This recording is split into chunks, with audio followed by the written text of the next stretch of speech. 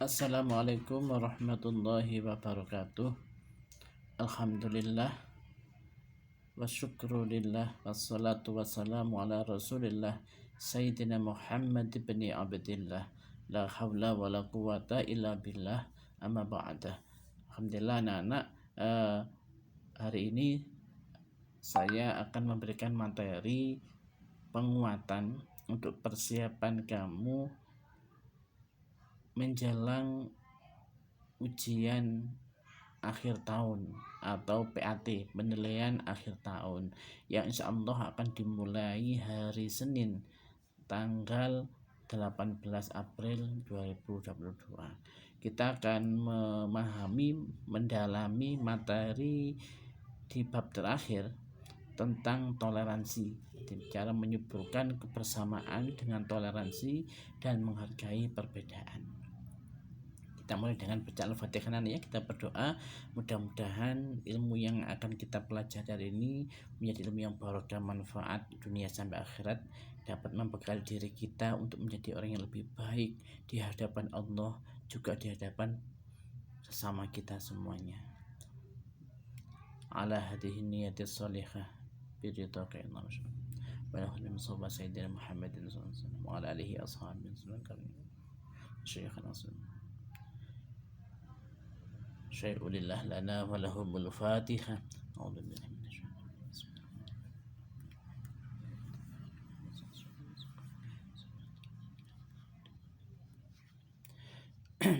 Baiklah anak-anak, kita akan mempelajari lebih dalam lagi di bab 13 tentang toleransi anak-anak. Kita belajar menghargai apa yang kita pelajari. Nah, ini anak-anak yang kita pelajari itu ada saya pilih menjadi 3 anak ya, sesuai dengan peta konsep yang ada di depan ini. Ada peta konsepnya, peta konsepnya ada jelas itu ya. Yang pertama, kita itu belajar tentang membaca ayat Al-Qur'annya. Nanti kita akan mempelajari surat Al-Hujurat ayat 13. Membaca itu anak, nanti juga kita ada pembahasan tentang tajwid, yaitu tentang tanda-tanda wakaf. Maaf, ini bukan hukumat ya, tapi adalah tanda-tanda wakaf. Tanda wakaf ini nanti anak-anak. Nanti juga ada materi menghafalkan anak-anak. Jadi yang sampai hari ini belum setor hafalan ke saya, bisa hari ini setor ke saya, atau kamu setor melalui video juga boleh. Yang kedua itu kita belajar nanti mengartikan tiap kata anak-anak. Nanti tiap mufradat dalam ayat Al-Quran surat Al-Hujurat ayat 13 itu mufradatnya per kata kita hafalkan. Selanjutnya kita bisa menerjemahkan secara utuh. Yang terakhir anak-anak, yang ketiga, para muda itu kita akan memahami kandungan ayat dari surat Al-Hujurat ayat 13 tentang toleransi dan menghargai perbedaan. Nanti ada dukungan hadis melalui dari Al-Quran ini, ada dukungan hadis yang sesuai dengan ayat tersebut. Nah, harapannya anak-anak, kalau kita bisa mempelajari ini semua, bisa membaca, menghafalkan, menerjemahkan, juga mengetahui kandungan hukumnya, mudah-mudahan akan terwujud sikap mulia, kita lebih mencintai Al-Quran. Kita akan menjadi anak yang toleran anak-anak, tidak gampang menyalahkan orang lain, dan tidak suka memperuncing perbedaan. Sebaliknya kita dapat menghargai perbedaan. Nah, rasa cinta kepada agama dan lain lebih besar. Yang terakhir, kita bisa menjauhi sikap permusuhan. Nah, kita lanjutkan anak di bab berikutnya. Bab berikutnya langsung kita pelajari surat Al-Hujurat ayat 13. Insya Allah ini sebagian sudah mempelajari anak-anak ya. Al-Hujurat ayat 13. Kita baca sama-sama ya. Kita sambil tadarus. Yang di rumah silakan baca. Kita mulai dengan ta'awud dulu dalam hitungan ketiga. 1, 2, 3. A'udzu billahi minasyaitonir rajim. Bismillahirrahmanirrahim. Ya ayyuhan nasu inna khalaqnakum min dzakarin wa untha وجعلناكم شعوبا وقبائل لتعارفوا إن أكرمكم عند الله أتقاكم إن الله عليم خبير صدق الله العظيم. Ini surat Al-Hujurat ayat 13. Terjemahnya anak, wahai manusia, sungguh kami telah menciptakan kamu dari seorang laki-laki dan seorang perempuan. Jadi Allah ini memanggil seluruh manusia, tidak memandang itu sudah beriman kepada Allah atau belum, karena ini ayat makkiyah, bersifat umum.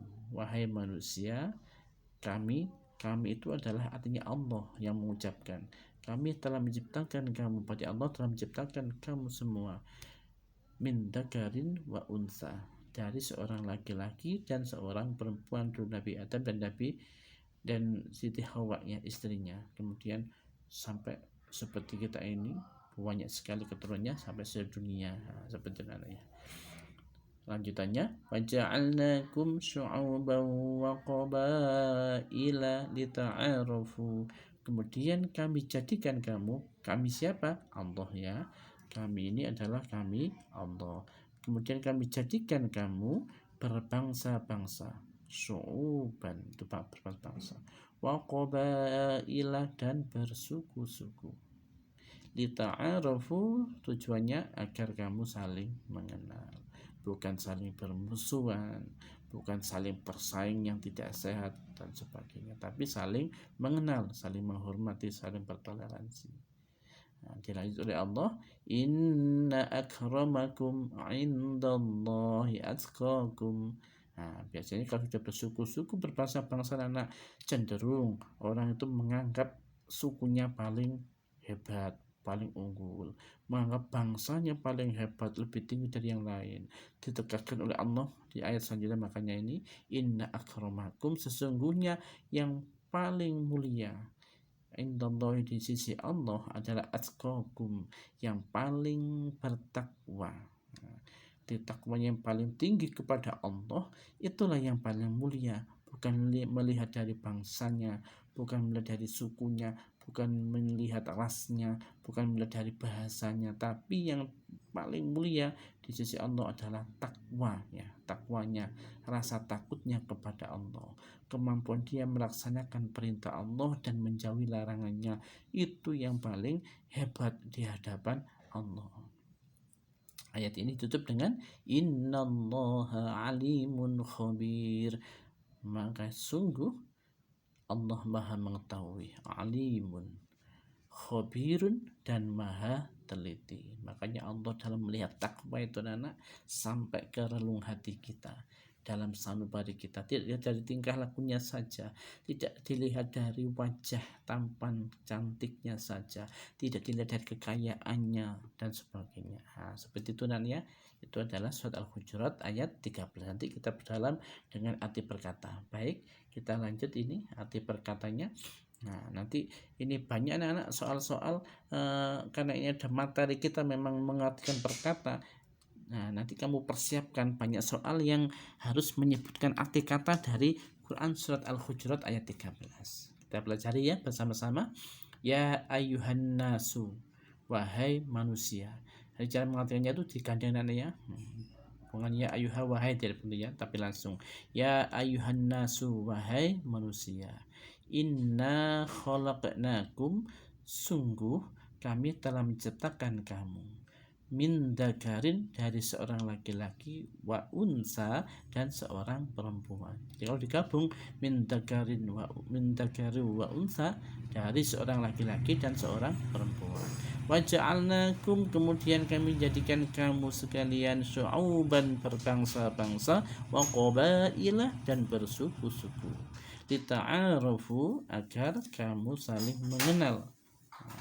Lanjutannya inna akramakum, inna sesungguhnya akramakum yang paling mulia di antara kamu indallahi di sisi Allah atqakum ialah orang yang paling bertakwa. Innallaha sesungguhnya Allah alimun maha mengetahui, khabirun dan maha teliti. Ini ya khabirun. Nanti setoran hafalannya seperti itu nanti ya, dibaca lengkap terus dibaca arti perkata seperti ini. Setelah itu baru terjemahan secara umum, atau dibalik terjemahnya dulu boleh, baca Al-Quran terjemahnya baru arti perkata.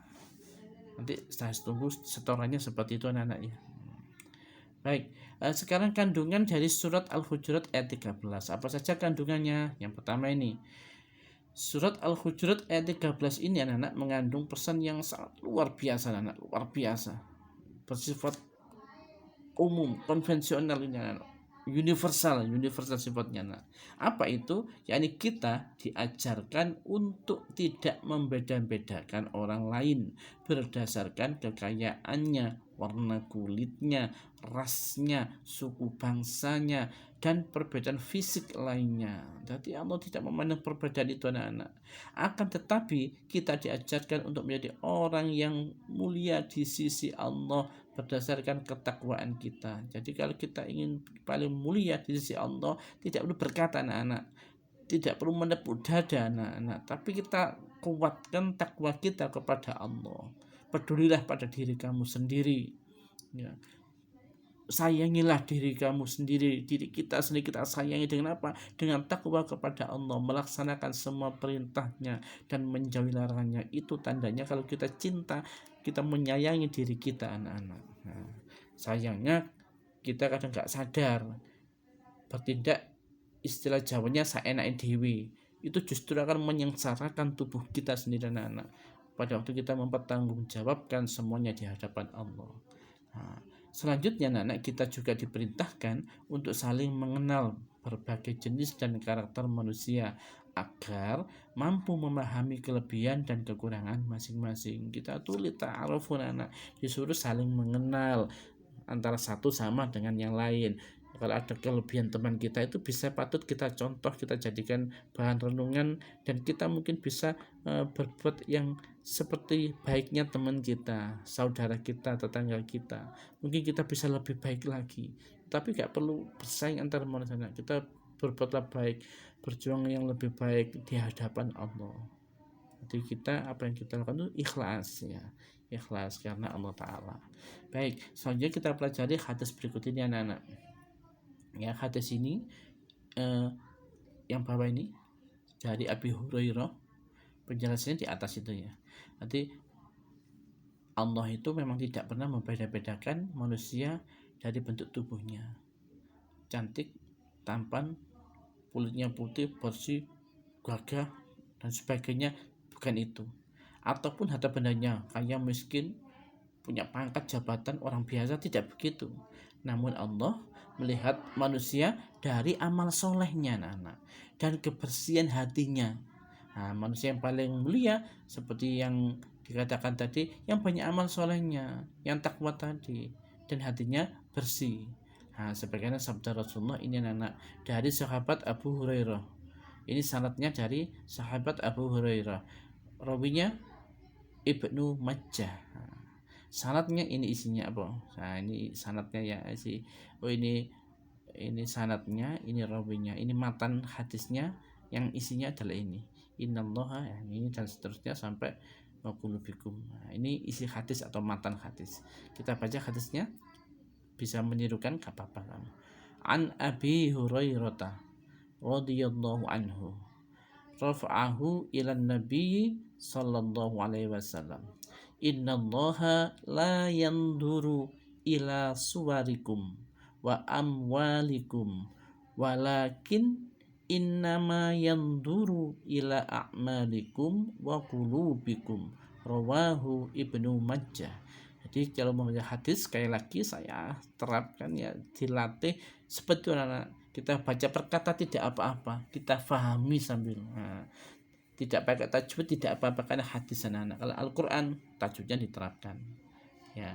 Jadi hadis ini diriwayatkan dari sahabat Abu Hurairah bahwasanya dimarfu'kan kepada Nabi SAW bersabda seperti ini anak. Ini sabdanya Rasulullah Nabi Muhammad SAW ya. Innallaha sesungguhnya Allah la yanduru tidak melihat Allah itu ila suwarikum kepada rupa atau wajah di antara kamu, wa amwalikum dan juga tidak melihat harta kamu semuanya, tidak melihat itu Allah. Walakin innama yanduru ila a'malikum, akan tetapi yang dilihat oleh Allah adalah amal kamu semuanya, perbuatan kamu semuanya, perbuatan kita yang dilihat anak-anak, baik buruknya perbuatan kita. Jadi tidak berguna ketampanan, kekayaan, pangkat kita apabila amal kita, perbuatan kita itu jelek. Kalau kita diberi ketampanan, kecantikan, kekayaan, pangkat, terus kita berbuat baik, Masya Allah akan lebih hebat lagi. Alangkah indahnya, alangkah hebatnya seperti itu.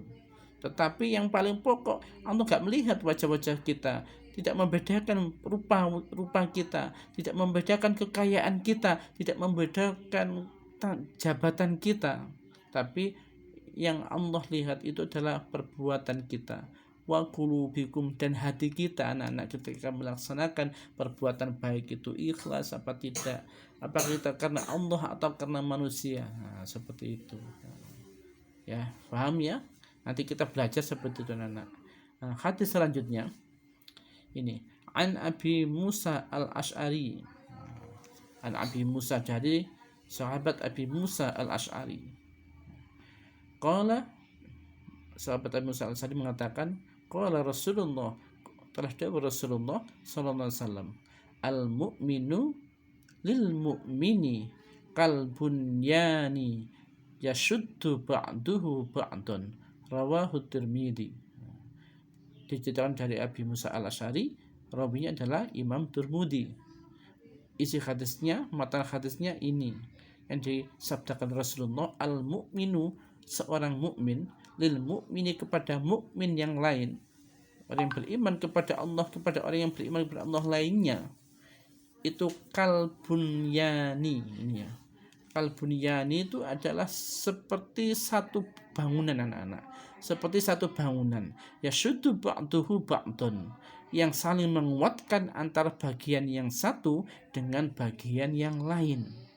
Jadi kita itu sesama orang yang beriman, bersaudara anak-anak, bersaudara. Mari kita saling menguatkan. Ibarat bangunan itu ada yang jadi atap, memang harus kepanasan. Tapi atap tidak akan bisa di atas tanpa topangan dari kayu-kayu, rusuk, reng, dan sebagainya. Jadi tidak bisa berbangga seorang sebuah genteng karena saya ada di paling atas, saya paling hebat. Tidak. Apa artinya genteng itu tanpa kayu usuk reng yang menopang tempatnya genteng itu? Kayu usuk reng pun tidak bisa berbangga diri karena dia itu masih butuh topangan dari dinding-dinding, dari sako-sako itu ya, atau tembok yang berdiri. Tembok pun tidak bisa mengaku paling baik karena dia tuh harus didukung oleh pondasi agar bisa berdiri kuat. Nah, seperti itu anak-anak. Bahkan tekel keramik, cat yang indah di dalam pun tidak bisa mengatakan dia paling hebat, paling top, karena tanpa genteng akan rusaklah keramik yang indah itu karena kepanasan dan kehujanan. Bagian-bagian itu saling menguatkan, semua punya peran masing-masing, semua memiliki manfaat masing-masing. Itulah kita anak-anak, antara orang Islam yang satu dengan yang lain, orang mukmin yang satu dengan yang lain, harus saling membantu, saling menguatkan, jangan saling menghina, saling menghancurkan, saling membuka aibnya teman. Teman punya aib, punya kekurangan, tutupi dan tutupi. Nah, seperti itu anak. Tidak ada yang terhebat, kita semua sama-sama, kita semua punya peran yang masing-masing sesuai dengan kemampuan kita. Nah, sampai di sini materi kandungannya selesai anak-anak. Selanjutnya kita bahas tajwidnya tentang hukum atau tanda waqaf. Kita pahami tanda waqaf ini anak ya. Nanti tanda waqaf dalam Al-Quran itu nanti dibedakan ada beberapa. Nah, ada 5. Tapi sebelumnya kita pahami dulu apa sih wakaf itu. Nah, wakaf itu menurut bahasa anak-anak ini, wakaf menurut bahasa itu artinya berhenti atau menahan. Kalau menurut istilah ilmu tajwid maksudnya, wakaf adalah memutuskan suara di akhir kata untuk bernafas sejenak dengan niat meneruskan bacaan selanjutnya. Jadi kalau kita membaca Al-Quran, kalau kita berhenti, nah itu tandanya kita wakaf, berhenti. Nah, untuk berhenti itu tidak ada tanda-tandanya, anak. Gimana di tanda itu kita boleh berhenti atau tidak? Kita malah ada yang harus terus, gak boleh berhenti di situ. Adalah kalanya kita boleh berhenti dan boleh terus dan seterusnya.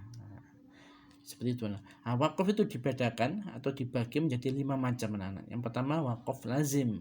Wakaf lazim itu artinya harus berhenti. Jadi kalau bertemu wakaf lazim ini, ya kita harus berhenti, menghentikan bacaan, tidak boleh diteruskan atau ditabrak, anak-anak. Nah, tandanya adalah seperti ini. Ada huruf mim seperti ini. Mim seperti ini. Ada tanda mem lain di dalam Al-Quran, itu bacaan iklab ada memnya tidak seperti ini ya. Kalau ada mem seperti ini adalah arti tanda wakaf lazim, artinya harus berhenti. Contohnya ini bacaannya ayyakuna lahu walad lahu ma fis samawat. Jadi di waladun ini kita harus berhenti, anak-anak. Mengapa? Ada tanda mim kecil ini, tanda mim ini. Ini adalah wakaf lazim. Nah, kalau dalam Al-Quran biasanya di samping ayat-ayat sini ada tulisnya lazim gitu, wakaf lazim.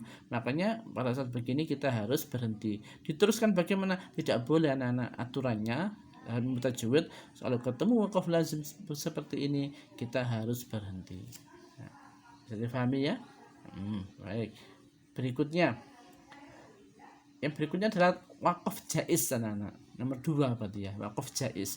Jaiz artinya boleh. Berarti wakaf jaiz ini kita boleh membaca berhenti atau wakaf.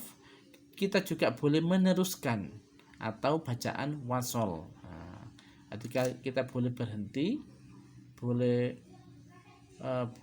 berhenti, wakaf atau wasol. Nah, cuma wakaf jaiz ini dibagi menjadi 3, anak-anak. Ada namanya jaiz. Yang pertama ini jaiz kafi. Jaiz kafi itu tanda bacanya ada qaf lam seperti ini, anak. Qaf lam ini ya. Jadi kita boleh berhenti, boleh terus, anak-anak. Tapi kalau kita berhenti itu lebih utama. Jadi ini diutamakan untuk wakaf atau berhenti. Tapi aslinya kita boleh terus, boleh, tidak apa-apa. Berhenti pun tidak apa-apa, namanya jaiz. Tapi lebih diutamakan untuk berhenti. Contoh ini, kul atu'allimunallaha bidinikum. Berhenti di sini. Nah, begitu ya. Agak cepetin ya. Selanjutnya yang kedua ada wakaf tasawi, yaitu wakaf yang antara wasol dan berhenti. Wakaf dan wasolnya itu sama, boleh berhenti dan boleh diteruskan, itu tidak ada yang lebih utama. Tandanya jim begini, nak. Ada jim. Jadi kita berhenti pun tidak apa-apa, terus pun tidak apa-apa, hukumnya sama saja. Seperti ini, qul la tamunnu alayya islamakum. Nah, berhenti gak apa-apa, diteruskan pun tidak apa-apa. Selanjutnya adalah wakaf hasan. Wakaf hasan itu juga sama sebetulnya, boleh terus, boleh berhenti, boleh wasol, boleh wakaf. Tetapi kita lebih diutamakan untuk wasol. Jadi membaca wasol itu lebih utama. Tandanya adalah sotlam, al-waslu aula. Nah, artinya al-waslu aula. Contohnya ini, wa ta'lamu ma tuwaswisu bihi nafsuhu. Lanjutan anak terus ini ya. Ada terusannya. Tidak tertulis di sini. Seperti itu ya. Nah, itu yang kedua. Yang pertama wakaf lazim, yang kedua wakaf jaiz. Yang ketiga sekarang, anak-anak. Yang ketiga adalah wakaf mu'anaqah atau kata lainnya muraqabah. Tetapi kita lebih kenal, lebih sering mendengar adalah mu'anaqah. Mu'anaqah itu tandanya titik 3, anak, seperti ini. Titik 3 ada 2, berdekatan titik 2-nya. Bagaimana cara membacanya? Kita harus berhenti pada salah satu tanda wakaf. Jadi kita harus berhenti pada salah satu tanda wakaf. itu artinya mu'anaqah. Dan tanda wakaf titik 3 ini anak-anak pasti berdekatan, kadang satu ayat, kadang juga ada di lain ayat, tapi memang kita harus berhenti salah satunya. Boleh di tanda titik 3 yang depan, boleh tanda titik 3 yang di belakangnya. Kalau lebih baik lagi, kita ketahui tanda wakafnya yang ada maknanya yang lebih sempurna, atau biasanya diberi tanda wakaf tambahan. Contoh di titik 3 yang pertama itu ada shad lam, kemudian titik 3 yang kedua ada tanda qaf lam, maka kita berhentinya di yang kedua saja, seperti itu ya. Nah, ini contoh ini di surat Al-Baqarah ini pertama ya. Selamat baca alif lam mim. Dzalikal kitabu la raiba fihi hudal lil muttaqin. Setelah la raiba ada tanda titik 3. Setelah fihi ada titik 3. Nah, kita boleh berhenti di salah satunya. Yang lebih baik berhenti di yang kedua. Nah, jadi meskipun nafasnya kuat, tidak boleh dibaca terus anak-anak. Contoh, dzalikal kitabu la raiba fihi. Ya, lanjut. Dzalikal kitabu la raiba fihi hudal lil muttaqin. Seperti itu enggak baik kan anak. Namanya tidak paham ilmu tajwid ya. Nah, kita berhenti di salah satunya. Nah, silakan dipelajari. Mungkin kita lebih sering ini kalau orang baca Al-Quran jadi imam, kan ketahuan anak-anak dia paham ilmu tajwid apa tidak. Di tanda titik 3 itu harus berhenti di salah satunya. Yang keempat, biar agak cepat anak-anak. Yang D, yang keempat, wakaf mamnu'. Mamnu' itu tandanya lam alif anak-anak. Nah, lam alif seperti ini ya, lam alif.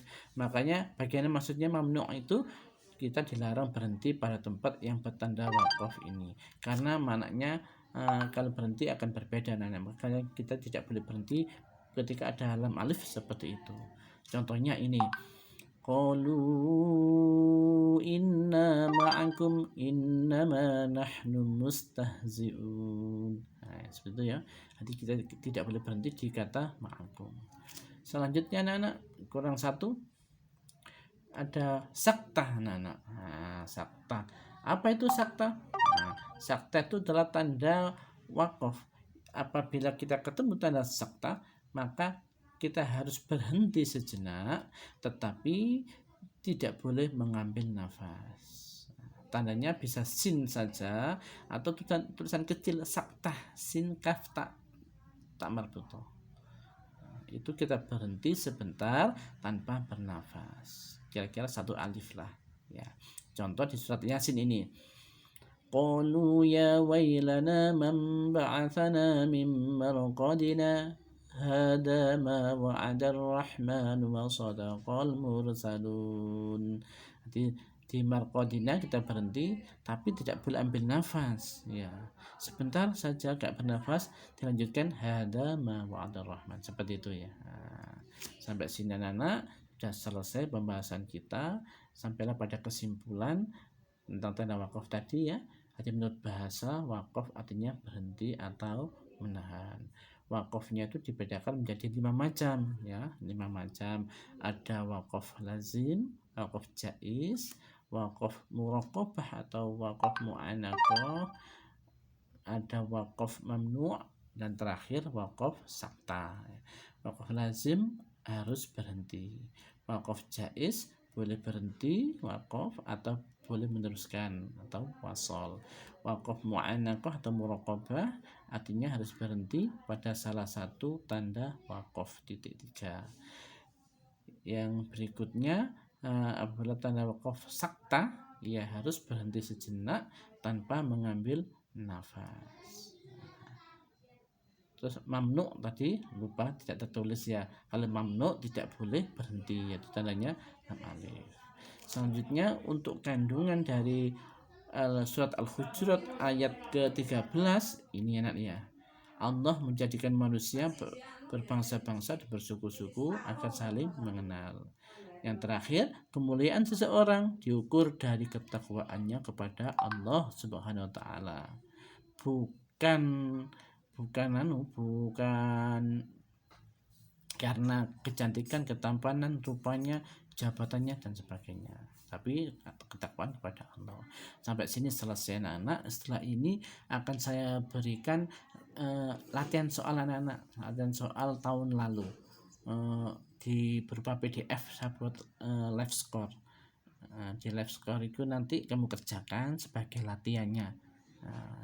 Materi ini kamu kuasai betul agar bisa mengerjakan soal PAT dengan baik.